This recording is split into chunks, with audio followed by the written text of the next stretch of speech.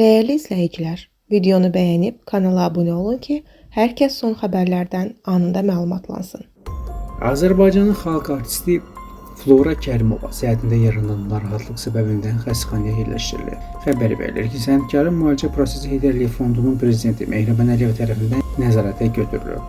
Eyni zamanda Azərbaycan Respublikası Prezidentinin köməkçisi Heydər Əliyev Fondunun icraçı direktoru Anar Ələkbərov da xalq artistinə baş çəkib. O, həkimlərlə görüşərək müalicə prosesinin gedişi barədə ətraflı məlumat alıb. Sənətkarın yaxınlarının verdiyi məlumata əsasən Flora Kərimovanın vəziyyəti hazırda həkim nəzarəti altında stabildir və sağlamlığının bərpası istiqamətində bütün zəruri tibbi tədbirlər görülür.